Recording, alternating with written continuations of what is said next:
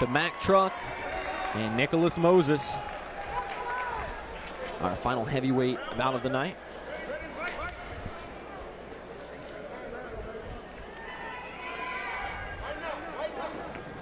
Yeah, I didn't quite realize how much taller Moses was until I saw them step out here. I was doubting that range until I saw that first jab. I was like, yeah, it looks about, He is long. And I believe Mike Sullivan more of a striker here. He's trying. He's probably not too mad about being in this clinch though after catching that jab from halfway across the cage. well, we've seen the Mack truck has some serious power. We'll see what Moses has in store for him.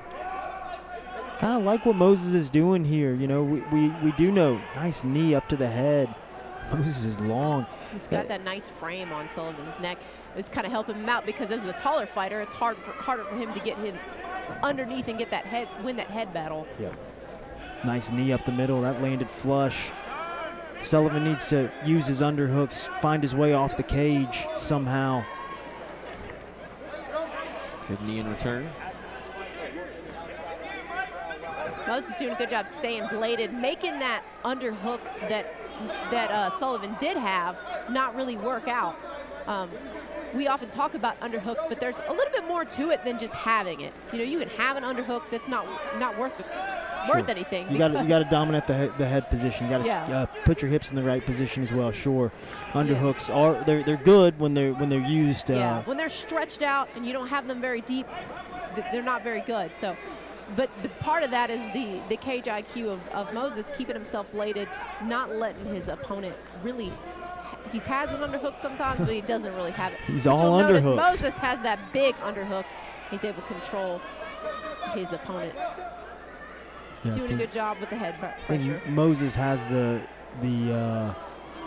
advantage as far as his anatomy goes. This long arms, he can really dig an underhook. Oh, he's really bending his opponent over. You see Michael Sullivan kind of grabbing the head. This is a mistake fundamentally here. And I understand he's kind of having a difficult time, but you're right. His posture's broken. He's bent over at the hips, and he's probably about to give up the back position. I'm telling you, when you knee in that position, it's something that happens quite a bit. Now, what are we going to do here, though? We're going to take the position from Michael Sullivan. The ref's got to take control here because we did have an interesting scenario earlier where there was a fence grab and position was given away. Yeah. Point was deducted. I think you got to put him in the same position, though. I mean, Nicholas Moses had the underhook. He had the strong spot. Yeah, it doesn't make sense to me to start him back out in the open. That would. The reason it doesn't make sense is because I would just then foul to get out of a spot. You know, you can't let guys get away with that. Right. And there's a little bit of hesitancy to put him back in that position because it's not as exciting for the crowd. For me, I love that part of MMA. It's an aspect of the game that is not well known by those nice hook outside of it, but it's a very important part of Nicholas Moses game. Just kind of reached a little bit with that jab and got clipped with a nice little check hook. Mike, big hooks again. I can't believe he ate both of those and then he yelled at his opponent like it wasn't anything. That stuff right there is why I freaking love this sport. That gets me fired up. I mean, kind of wasn't a whole lot going on, and then bang, fireworks there at the end. And for a round, with judges that, may not see Moses as having, that dominant position, but really not doing anything with it, that could have very well won the round for Sullivan, landing those big punches. hooks. Those punches were definitely the most substantial thing that happened in those rounds. Sure. And it was tough. I think Michael Sullivan was kind of getting overwhelmed with the length of Nicholas Moses. But as soon as he let that first hook rip, found its mark, he got a little confidence. He was like, okay, maybe I can land this thing. Let's wing another one out there. It was interesting because Michael stayed out of range long enough, had him reaching, and then bang, hit him, clipped him a couple times. It started in that exchange where Nicholas kind of overextended for a jab. Michael Sullivan able to clip him with a check hook and then felt that he could find his mark and kind of went and winged him out there from there. Look how Sullivan had the wherewithal to grab the stool to make sure it got out of the cage in time. We've seen the momentum really matter here tonight as the momentum shifted. It seems like the guys have been able to retain it. We'll see. Oh, nice punches landed from Sullivan. He's really trying to maintain his distance there, and that's exactly what he needs to do. Like you said, he gained confidence from those last strikes. He landed in round 1, and now he kind of sees the game plan unfolding, sees what he's got to do in order to secure the victory. Some swelling under that right eye of Nicholas Moses.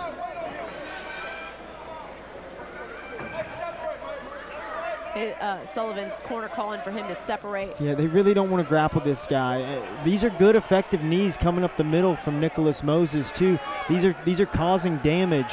Even though the strikes to the head are ones that catch our attention, that's. I'm definitely liking those knees. I'm liking that he's, they're money in the bank. Creating that distance just long enough to deliver strikes, because that's going to be what. If Michael Sullivan wants these knees to stop, he has to fix his posture. Sometimes when we get in this clinch, guys want to bend at the waist. What that does is it gives that knee to the body so much surface area to land on. I was going to say, for Moses to win in the eyes of the judges, he needs to do more than just put Sullivan on his back. He needs to be landing these knees like he's been doing, looking for those shots. So it's not just a story of him just pressuring his opponent up as the cage, but actually landing strikes. Michael Sullivan needs to just be working underhooks. He needs to be digging, pummeling in, trying to find his position. That way he can circle off the cage. Right now, as Nicholas Moses has double underhooks, Mike Sullivan's just bent at the waist. He's kind of a sitting duck in this position. I know these knees hurt for everybody, but probably even more so for the heavyweights. Wouldn't you think they're usually a little softer in the midsection? Just a little softer in the midsection, but more than that, just more mass. Yeah, like these knees are they're bigger and more powerful. And that one hurt Sullivan. You could see the grimace on his face. Yep. And it's hard to remember in this position. Sullivan's doing a lot of leaning to the side. You've got to squat to get underneath your opponent. This is something you have to do. Yeah. This is something you have to do. And guys that train at gyms like Armada, guys that train at gyms like SFS, they pummel and they work this position constantly so they don't just get stuck in this is a 50-50 spot.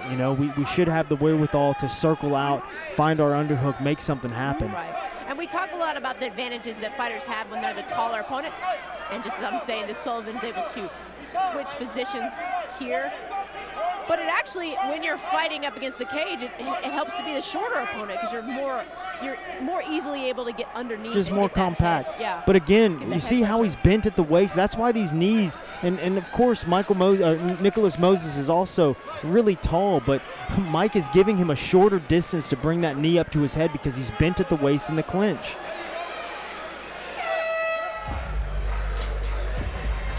An onslaught of knees in that round.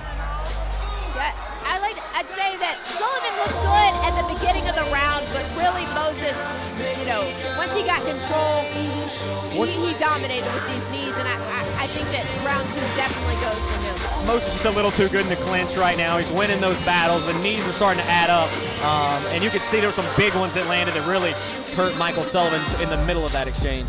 Yeah, Michael Sullivan would do better to come out, take the center of the cage.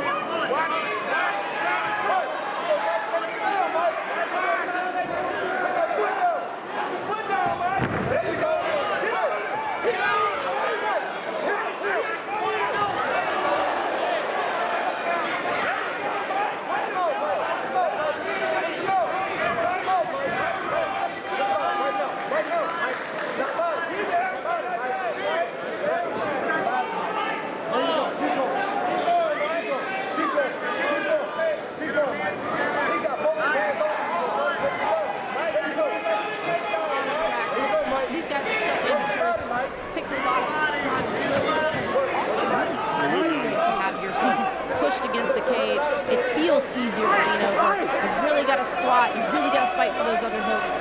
And right now, Moses is just being the more dominant fighter here. Well, he's just winning positionally. He's getting the underhooks. He's keeping them, making it very difficult for Mike Sullivan to pummel back in. But it just starts with a pummel. Basic wrestling. Pummel, pummel, pummel.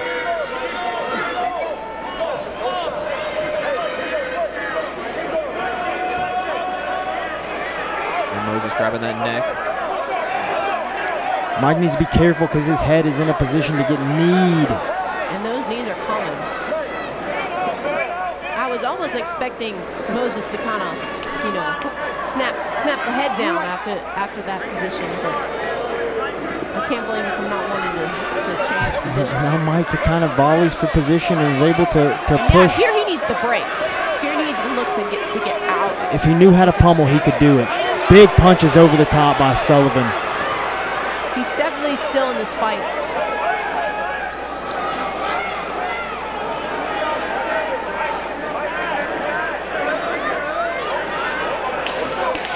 And 10 seconds left here. Yeah, but once again, back into the clinch, and that's just where Moses has been so dominant, and it continues at the end of round 3. Oh! Big punch on the way out. Wow. He got that distance, but just a little bit too late. Great game plan here by Nicholas Moses, right? Because you can see right there, you don't want to stand and slug with the Mack truck. I mean, it's great fight. He found what worked for him, and he went for it. And, I mean, that speaks volumes to him as a fighter, coming in here as the debuter against somebody with a lot more experience. Six fights to his 0. I mean, to come in here and have the kind of game plan and execute it. And then stick to it. Shows a lot of maturity for a guy making his debut, but Michael Sullivan definitely had some good moments in there, but it was clearly a dominant performance by Nicholas Moses, I'm sorry.